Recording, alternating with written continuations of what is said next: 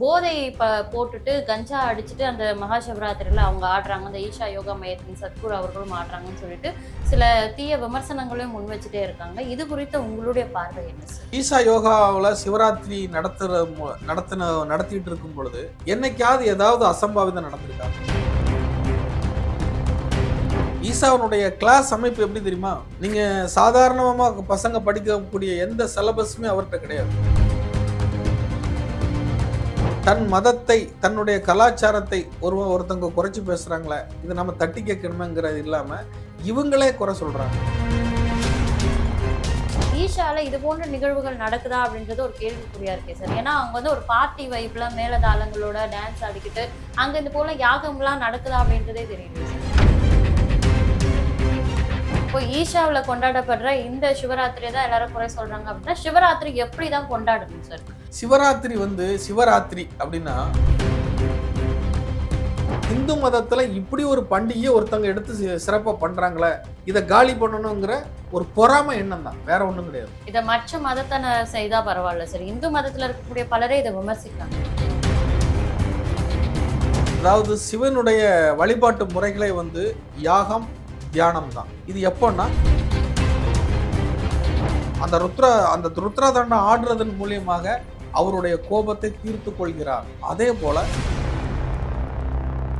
இன்றைக்கு நம்ம கூட புஷ்ப பிரசன்ன ஜோதிடர் ஸ்ரீ விஹி நாராயணன் சார் அவர்கள் தான் இணைஞ்சிருக்காங்க. வணக்கம் சார். விஹி நாராயணனுடைய அன்பான கனிவான வணக்கங்கள். சொல்லுங்க மேடம். இப்போ 2026ஆம் ஆண்டிற்கான மகா சிவராத்திரி வரப்பொழுது, ஒவ்வொரு வருஷமும் மகா சிவராத்திரி வரும்பொழுது கோயம்புத்தூர்ல நடக்கக்கூடிய அந்த ஈஷா யோகா மையத்துல நடக்கிற மகா சிவராத்திரி தலைப்பு செய்தியா வர்றது நம்ம பார்த்துட்டே இருப்போம். ஏன்னா அந்த அளவுக்கு பிரம்மாண்டமா செலிபிரிட்டிஸோட, நடிகர் நடிகைகளோட வெகு பிரம்மாண்டமா அந்த மகா சிவராத்திரி நடக்கும். இதற்கு பல பேர் பல விமர்சனங்களையும் முன்வைக்கிறாங்க. என்னன்னா போதை போட்டுட்டு கஞ்சா அடிச்சுட்டு அந்த மகா சிவராத்திரியில அவங்க ஆடுறாங்க. அந்த ஈஷா யோகா மையத்தின் சத்குரு அவர்களும் ஆடுறாங்கன்னு சொல்லிட்டு சில தீய விமர்சனங்களையும் முன் வச்சுட்டே இருக்காங்க. இது குறித்த உங்களுடைய பார்வை என்ன சார்? பொதுவா மதங்களை தாண்டி மனிதர்களுடைய சந்தோஷம், அன்பு, கருணை இது எல்லாத்தையும் நம்ம கவனிச்சு பார்க்கணும். இது ஈஷா யோகாவில் சிவராத்திரி நடத்திட்டு இருக்கும் பொழுது என்னைக்காவது ஏதாவது அசம்பாவிதம் நடந்திருக்கா? அவர் இத்தனை தடவை நடத்துறாரு, ஏதாவது அசம்பாவிதங்கள் நடந்திருக்கா? யாராவது அதை பத்தி அங்க கலந்துகிட்டவங்க நெகட்டிவா ஏதாவது சொல்லியிருக்காங்களா? எதுவுமே இல்லை. கன்வென்ஷன் சொல்லி கிறிஸ்டின் மதத்துல நடத்துவாங்க. கன்வென்ஷன் இப்போ மோகன் சி லாசர்ஸ் இருக்காரு இல்லையா, அவர் 4 மாவடியில நடத்துறாரு. இதை விட பன்மடங்கு கூட்டம் அங்க இருக்கும். அங்க போய் அதை பத்தி யாராவது பேசியிருக்காங்களா? பேச மாட்டாங்க. ஏன்னா இந்துக்கள் வழிபடக்கூடிய தெய்வங்களாக இருக்கட்டும், இந்து மதங்கள் பின்பற்றக்கூடிய தாற்பயங்களாக இருக்கட்டும், சமீப காலமா எல்லாரும் இந்து மதங்களை கண்டபடி பேசுறது, இந்து தெய்வங்களை இழிவா பேசுறது, இதையே வாடிக்கையா வச்சுக்கிட்டு இருக்காங்க. காரணம் என்னன்னா, எந்த இந்துக்களும் எதிர்த்து கேள்வி கேட்கறதே இல்லை. எரும மாட்டுல மழை பெஞ்ச மாதிரி அவசாம இருக்காங்க. உணர்வுங்கிறது இந்துக்களுக்கு இல்லை. தன் மதத்தை, தன்னுடைய கலாச்சாரத்தை ஒருத்தவங்க குறைச்சி பேசுறாங்களே, இதை நம்ம தட்டி கேட்கணுமேங்கிறது இல்லாம இவங்களே குறை சொல்றாங்க. நீ ஒரு தடவை போய் கலந்துகிட்டு இந்த மாதிரி கலந்து கொடுத்துட்டாரு, கஞ்சா கலந்து கொடுத்தாரு, அதை பண்ணாரு, இதை பண்ணாருன்னு நீ சொன்னா அதுல நியாயம் இருக்கு, தவறு இருக்கு. கலந்துகிட்டவன் எல்லாரும் சந்தோஷமா தானே வீடு திரும்புறான். அவங்க ஒரு வருஷத்துக்கு உண்டான கிரகிப்ப எனர்ஜியை வாங்கிக்கிட்டு தானே வராங்க. இந்த வயசுல அவருக்கு அது இப்படி எல்லாம் செஞ்சு கொடுக்கணும்னு அவருக்கு என்ன இருக்கு? ஈஷாவை பத்தி இன்னும் நிறைய பேருக்கு தெளிவா தெரியாது. ஈசாவனுடைய கிளாஸ் அமைப்பு எப்படி தெரியுமா? நீங்க சாதாரணமா பசங்க படிக்கக்கூடிய எந்த சிலபஸுமே அவர்கிட்ட கிடையாது. எல்லாமே உருவாக்குதல், கிரியேஷன். அங்க படிக்கக்கூடிய மாணவர்களுக்கு சமைக்க தெரியும், பாம்பு பிடிக்க தெரியும், விவசாயம் பண்ண தெரியும், ஒரு குடில் போட தெரியும். ஒரு வாழ்வாதாரம் அழிந்தால் அந்த வாழ்வாதாரத்தை உருவாக்க தெரியும். ஒருவேளை இந்த பிரபஞ்சமே அழிஞ்சு போச்சு, ஈஷாவில் ஒரு 10 மாணவர்கள் மட்டும்தான் மிச்சம் இருக்காங்க அப்படின்னா அந்த 10 மாணவர்கள் சேர்ந்து இந்த உலகத்தை மறுபடியும் உருவாக்கிடுவாங்க. அப்படி ஒரு மாபெரும் கலையை அவர் கற்றுக் கொடுத்துட்டு இருக்கிறார். நம்ம மத குருமார்களை நம்ம தவறா பேசுறத ரசிச்சு சிரிச்சுட்டு விட்டுறோம். நித்யானந்தாவை நாட்டை விட்டே விரட்டினாங்க. தனி நாடு அமைச்சு ஒரு தமிழனா அந்த நாட்டுல பணப்புழக்கமே இல்லாத ஒரு நாட்டை உருவாக்கி இருக்காரு ஒருத்தர். ஆன்மீக பூமியா மாத்திருக்கிறாரு. சொர்க்கமா வாழ்ந்துட்டு இருக்காங்க. எப்படி சாத்தியப்படுது? அந்த ஊர்ல பணம் செல்லாது. நித்யானந்தா வாழ்ற ஊர்ல பணம் செல்லாது. எவ்வளவு பெரிய விஷயம்! ஒரு தமிழன் இப்படி ஒரு விஷயத்த பண்ணிருக்கானு என்னைக்காவது யாராவது பெருமைப்பட்டிருக்காங்களா? கிடையாது. ஏன்னா தன்னை பத்தியான விஷயங்கள் எதுவுமே தமிழனுக்கு தெரியாது. தன்னுடைய மரபு தெரியாது, தன்னுடைய மத கலாச்சாரத்தை பத்தி தெரியாது, ஒன்னும் தெரியாது. அதனாலதான் தான் தலையில தானே மண்ணில் போட்டுக்கிறது. அப்போ ஈஷாவுல கொண்டாடப்படுற இந்த சிவராத்திரியை தான் எல்லாரும் குறை சொல்றாங்க அப்படின்னா சிவராத்திரி எப்படிதான் கொண்டாடணும் சார்? சிவராத்திரி சிவராத்திரி அப்படின்னா எதுக்காக? எல்லா பண்டிகையிலையுமே ஒரு அறிவியல் உண்மை உண்டு. அந்த அறிவியல் உண்மை என்னன்னா, நம்ம வாழக்கூடிய பூமியினுடைய தட்ப வெட்ப நிலைக்கு ஏற்றவாறு ஒரு ஃபங்க்ஷன் எல்லா நாட்டிலையுமே இருக்கும். அதை நம்ம நம்புறது இல்ல.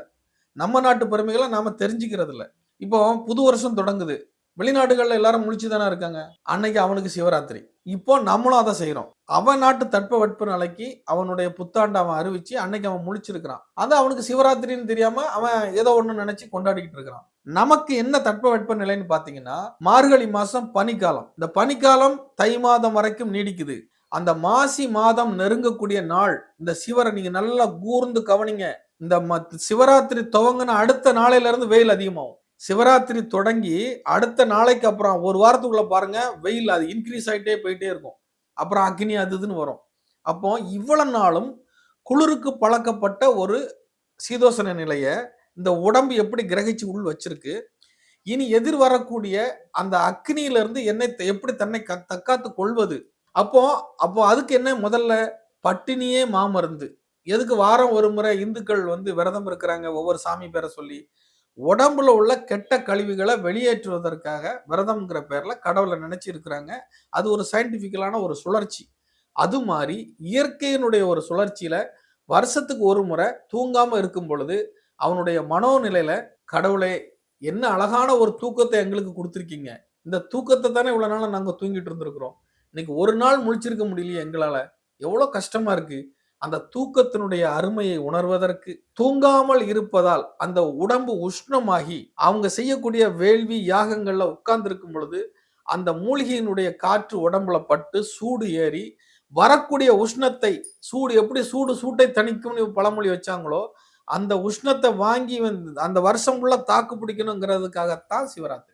இப்போ இதுக்கு இவ்ளோ தாத்பரியம் இருக்கு அப்படின்னு நீங்க சொல்றீங்க. இது பூஜை பண்ணணும், யாகம் வளர்க்கணும் அப்படின்னு நெறைய சொல்றீங்க.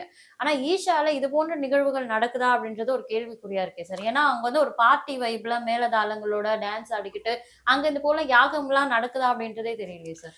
நீங்க ஈஷா யோக மையத்தை நீங்க ஆரம்பிக்கும் போது பாருங்க, ஃபர்ஸ்ட் யாகத்துல தான் அவர் உட்கார்ந்துருப்பாரு. அந்த யாக வேள்வியில உட்கார்ந்து தான் ஓம்னு சொல்லி ஸ்டார்ட் பண்ணிட்டு கிளம்பி அதுக்கப்புறம் தான் டான்ஸ் ஆட வருவாரு. இது எதற்காக அவர் அப்படி பண்றாருன்னு கேட்டீங்கன்னா, வருடம் முழுவதும் என்னை நாடி வந்தவர்கள் உற்சாகமா இருக்கட்டும், ஜாலியா இருக்கட்டும். மனுஷனுக்கு என்னங்க தேவை? சந்தோஷம் தேவை. அடுத்தவனை கெடுக்க கூடாது. அந்த ஒரு இரவுலையாவது அந்த லட்சக்கணக்கான மக்கள் கூடி இருந்து ஒரு சந்தோஷமான மனநிலையில இருக்கும்போது அங்க என்ன நடக்குது?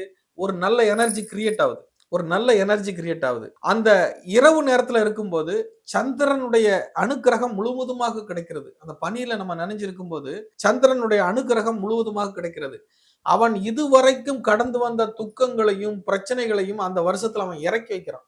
இவருக்கு அதுக்கு அவங்களுடைய ஈஷா யோக மையத்துல உள்ள மியூசிக் எல்லாம் கேட்டு பாருங்களா, நரம்புகளை தூண்டக்கூடியதாக இருக்கும். ஒரு தியானம், நீங்க எவ்வளவு இடங்களுக்கு போய் தியானம் பண்ணுங்க, ஈஷா யோகாவில போய் தியானம் பண்ணுங்க, அப்படி போய் உட்கார்ந்து அவர் போட்டிருக்கக்கூடிய மியூசிக்ல உட்கார்ந்தீங்கன்னா அப்படி ஆழ்ந்து கொண்டு போயிடும். அந்த அளவுக்கு ஒரு நம்ம மைண்ட் ரீடிங்னு சொல்லுவாங்க, பிரெயின் ஹீலிங். நீங்க யூடியூப்ல கூட சர்ச் பண்ணீங்கன்னா பிரெயின் ஹீலிங், பாடி ஹீலிங் சொல்லி மியூசிக் இருக்கு, மியூசிக் தெரப்பி. அந்த மியூசிக்கை போட்டு யாகத்தை வளர்த்து மக்களை தூண்டி விடுறாரு.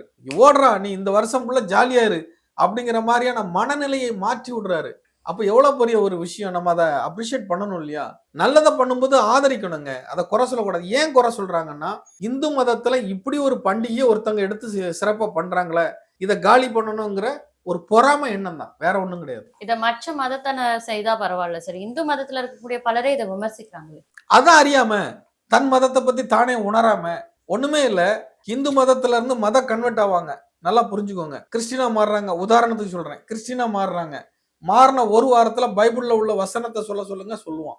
இந்த இடத்துல இத்தனாவது இதிகாசத்துல இந்த வசனம் சொல்லி இருக்கப்பட்டிருக்குன்னு சொல்லுவான். அதே ஆள உன் மதத்துல, உன் கீதையிலேயோ, உன் பாரதத்திலேயோ கண்ணன் சொன்னதையோ, பாரதத்துல சொன்ன ஒரு நல்ல வசனத்தை சொல்லுன்னு சொல்லுங்க, தெரியாது. தன் மதத்தை பத்தி உணராமலேயே அங்க அடுத்த மதத்துக்கு போறான். அப்ப தன்னை பத்தியான தெரியாம தானே போறான். அப்ப அறியாமை நிறைய இருக்கு இந்துக்களுக்கு.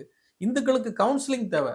எந்த இந்துக்களுக்கும் தங்களுடைய மரபுகள் சரியாவே தெரியாது. தெரியாதனாலதான் உளறுறது. இப்போ நீங்க இவ்வளவு விளக்கங்கள் கொடுக்குறீங்க சார். ஆனா ஊடகங்கள்ல பார்க்கும்போது நெறைய ஆன்மீகவாதிகள் என்ன பேசுறாங்க அப்படின்னா, இந்த சிவராத்திரியில வந்து அமைதியான முறையில உட்கார்ந்து தியானம் பண்றது தான் சிவராத்திரிக்கான நல்ல வழிமுறை.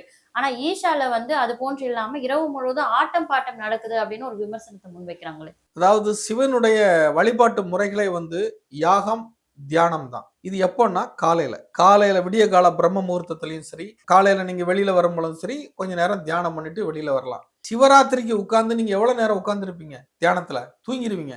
இரவு உங்களுக்கு என்ன இருக்குது? தூக்கத்துக்கு பழக்கப்பட்டிருக்குது. அப்போ ஒரு 10 நிமிஷம் 1/4 மணி நேரத்துக்கு மேல உங்களால தாக்கு பிடிக்க முடியாது. இது ஒரு அமைப்பா? அதே சிவன் தான் ருத்ர தாண்டவமும் ஆடுறாரு. சிவன் எப்ப ருத்ர தாண்டவம் ஆடுறாரு? ஒரு விஷயத்தை மாற்றி அமைக்கணும்னு நினைக்கிறாரு, கோபம் வருது.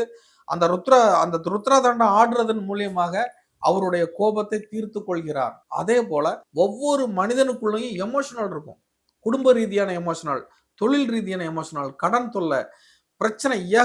எல்லா மனிதனும் பிரச்சனையோட தான் இருக்கான். அவனுடைய பிரச்சனையை அன்னைக்கு ஆடி தீக்கிறான். தீர்த்துட்டு போட்டோம். இதுல யாருக்கு என்ன கவலை? உன்னால ஆட முடியல, நீ வீட்டுல உட்காந்துக்க. அந்த வைத்தறிச்சல் தான். நம்மளால ஆட முடியல, எவனலாமோ ஆடுறானேங்கிற வைத்தறிச்சல்ல பேசுறது அதெல்லாம். ஈஷாவில் நடக்கக்கூடிய மகா சிவராத்திரி குறித்த பல விஷயங்களை நேரம் ஒதுக்கி பகிர்ந்துகிட்டதுக்கு ரொம்ப நன்றி சார். நன்றி மேடம்.